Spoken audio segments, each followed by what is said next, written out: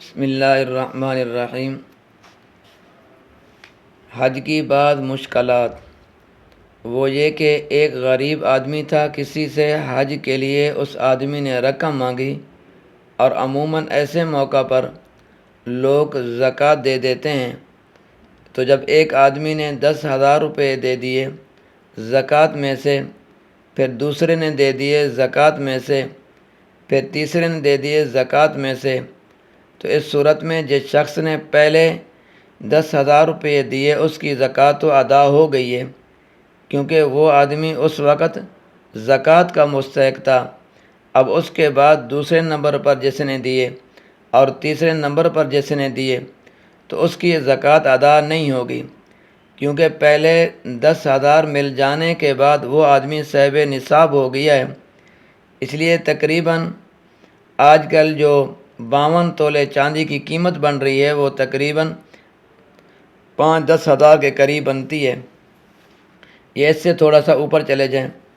تو جب دوسرے نے پیسے دیے تو اس وقت وہ صاحب نصاب نہیں رہا، کیونکہ مسئلہ ہے کہ آدمی جس دن صاحب نصاب ہو جاتا ہے اسی دن سے وہ زکوٰۃ کا مستحق نہیں رہتا۔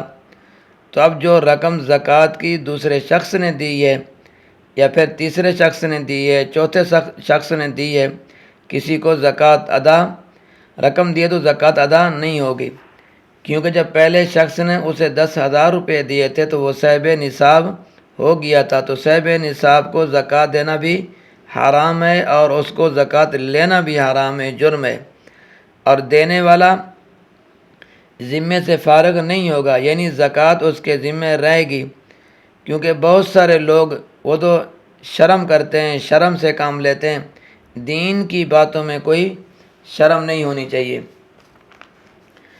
تو لہذا جس شخص نے کسی کو زکوٰۃ کی رقم دینی ہے تو اس کو صاف اور صاف کہہ دے کہ بھائی یہ زکوٰۃ کی رقم ہے، اگر تو خود مستحق ہے تو استعمال کر لے، ورنہ کسی اور جگہ دے دے جہاں زکوٰۃ لگ سکتی ہے۔ یہاں لوگ کیا کرتے ہیں، بات کو گول مول کر دیتے ہیں۔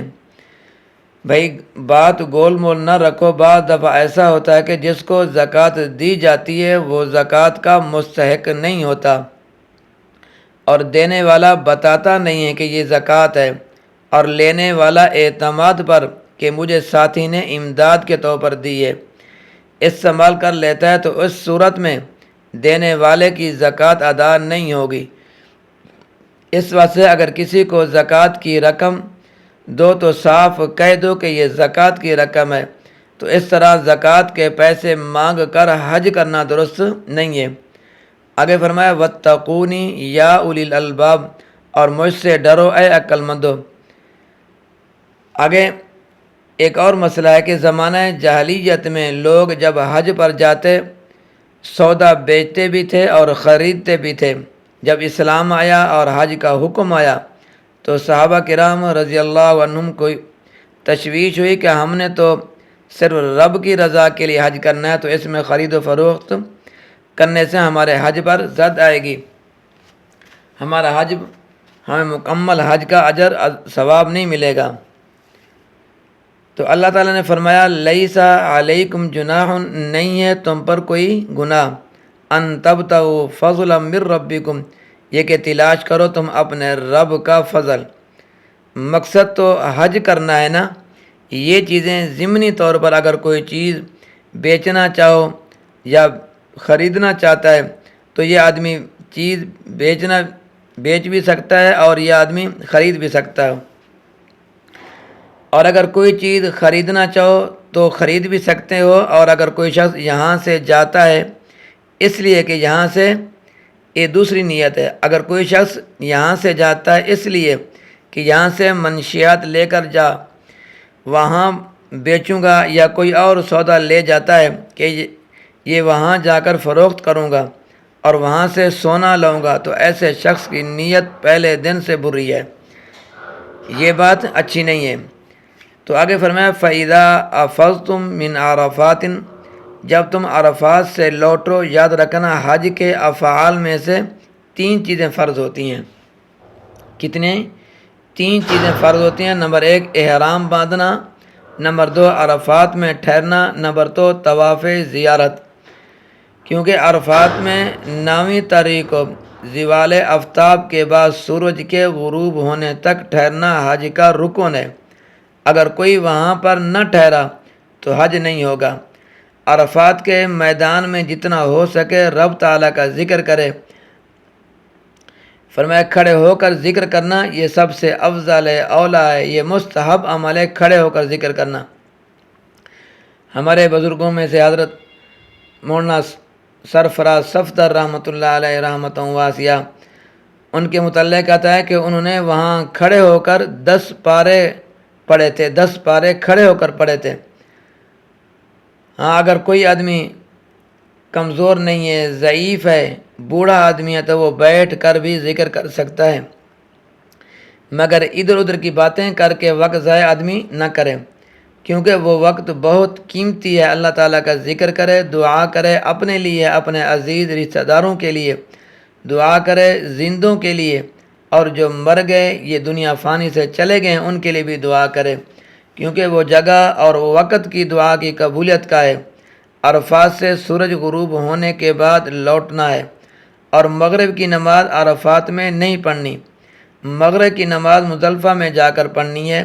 تو فرمایا جب تم عرفات سے لوٹو تو فرمایا فذکروا اللہ، پس اللہ تعالیٰ کا ذکر کرو، عند المشعر الحرام، اس گھاٹی کے پاس جو عزت والی ہے۔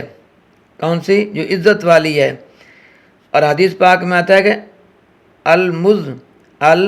المزدلفۃ کلھا موقف الا وادی محذر، تو مزدلفہ کا سارا علاقہ ٹھہرنے کی جگہ ہے۔ وادی محصر وہ لفظ پیچھے جو تھا الا وادی محصر، مزدلفہ کا سارا علاقہ ٹھہرنے کی جگہ ہے۔ وادی جو محصر ایک مخصوص رقبہ ہے، محصر ایک مخصوص رقبہ ہے، وہاں نہیں ٹھہرنا، کیونکہ حکومت نے اس کے ارد گرد جنگلے لگائے ہیں اور شرطے بھی کھڑے ہوتے ہیں۔ وہ تقریباً 540 گز کا رقبہ ہے۔ وہ جگہ خالی دے کر کچھ نادان لوگ ادھر جاتے ہیں اور پولیس والے پہلے سمجھاتے ہیں، اگر وہ نہ سمجھیں تو پھر کیا کرتے ہیں؟ درے مارتے ہیں ان کو۔ وہی وادی جو ہے محصر، یہ وہ جگہ ہے جب ابرا 60,000 کا لشکر لے کر آیا تھا تو ابابیلوں نے اس جگہ پر ان پر سنگ باری کی تھی۔ ابابیلوں نے مسور کے دانے کے برابر کنکر ایک ایک چونچ میں پکڑا ہوا تھا اور 2 پنجوں میں، اور اس جگہ پر ابرا کے لشکر پر برسائے تھے۔